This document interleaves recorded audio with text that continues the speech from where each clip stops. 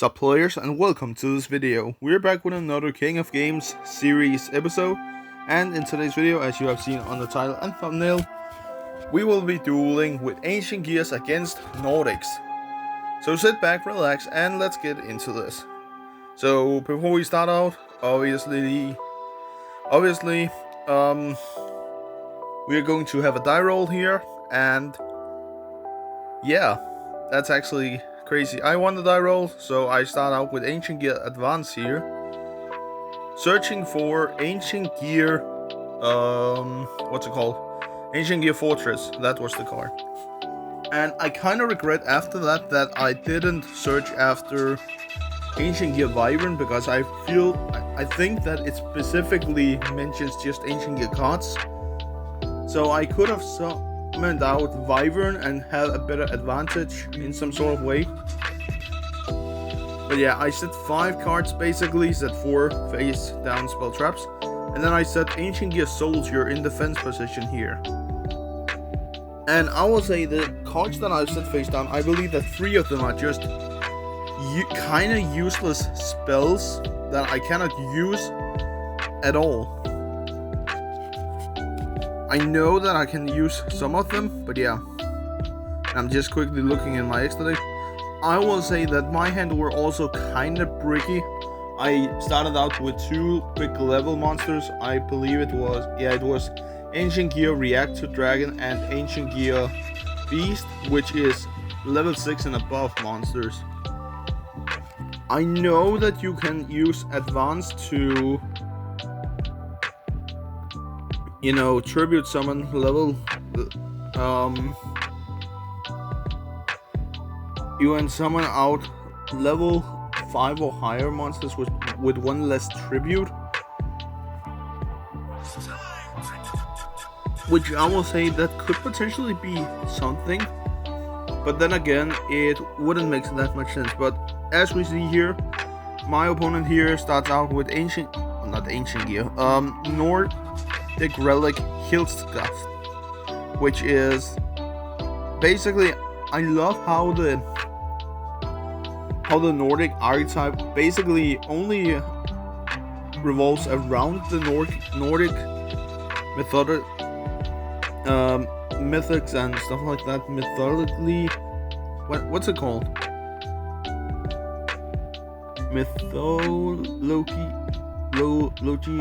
Logi, something like that. I'm just tongue twisters here, so yeah. But yeah, he special summoned out a monster that summons a couple of monsters. I'm just quickly reading some of my cards here.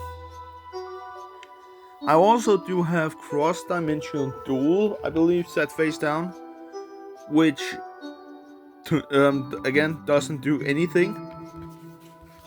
It might have done something, but then again, and here we quickly read that it has to be a Nordic relic, so he couldn't search Feathers with Fenrir, I believe is the trap card's name there.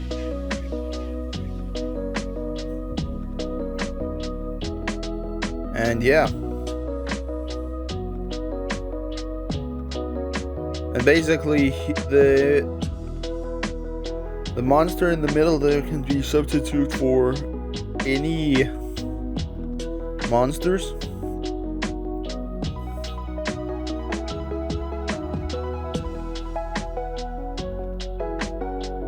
And yeah, we talked about that he couldn't summon anything other than Asia monsters because of Hiltskast's effect. As long as he controls the Nordic beast that he summoned there in the middle of the field, he cannot summon anything else than Asia monsters. So, which I would say it's funny to have those kind of restrictions, but he also managed to summon out Loki, so yeah. And after that, he basically passes turn to me after reading some of his cards, and I'm quickly looking on my cards here to see if I have anything in the end of his turn, and I basically draw for turn after that, if I haven't done it already. It doesn't. No, I draw for turn there. And get Ancient Gear Duel, as we can see. Which, again, it's kinda something, but it doesn't really do anything. And then I activate Ancient Gear Fortress, which means that Ancient Gear monsters are unaffected and cannot be targeted by spell traps or monster effects the turn that you're summoned.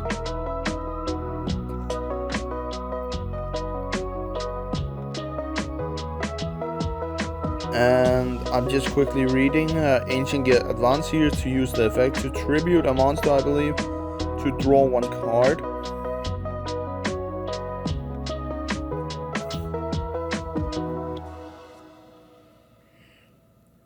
And I could have used, I could have summoned out Ancient Gear Beast here.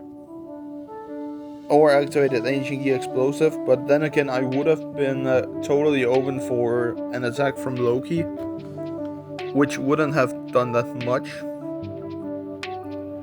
But I activate the spell card Terraforming to search after Gear Town here, which I will say I set Gear Town on my field, I believe.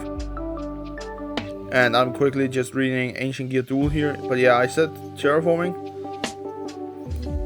And I would say I kinda hate, again, I totally regret that I wasn't searching Ancient Gear Wyvern here, because I would have made a much stronger board if I have just summoned out Wyvern. Because Wyvern can search any Ancient Gear monsters, I believe, which means that I could potentially search after Ancient Gear Golem and have some of the cards in my hand live. But because of my... Again, guys, I will say it's a little bit of time since the last time I... played Ancient Gears. So, yeah. And here my opponent is reading Ancient Gear Advance.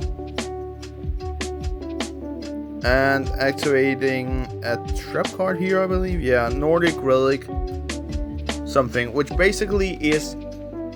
skill drain once per turn to negate all cards I control, all face-up cards, I believe. So it's a skill drain as long as he controls an AC monster, and it is a once per turn effect, so that means that every time it were basically me, he could have used the effect. So yeah. And I believe that I basically just passed to him.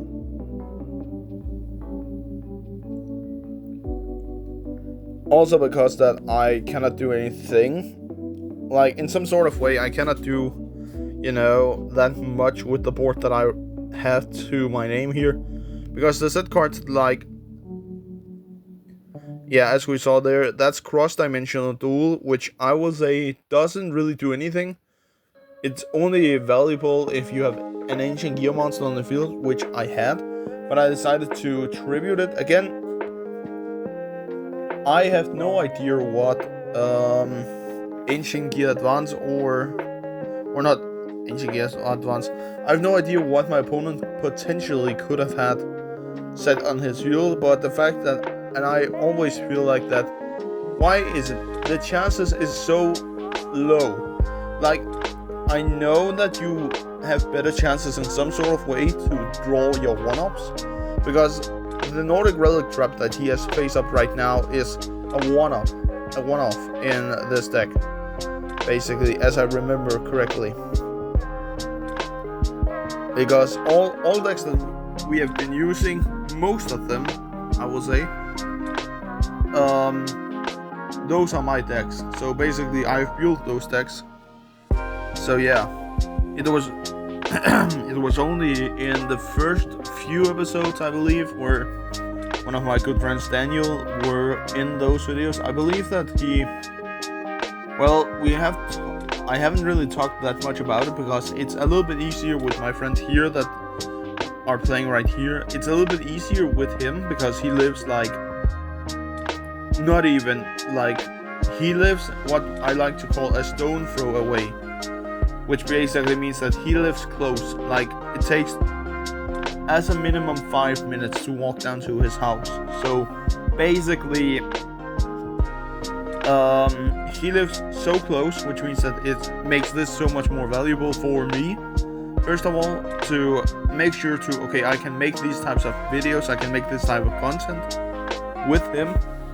And it also makes it more valuable in terms of maybe future series. Because I know I have a live, I do have someone close by to make these kind of videos with me.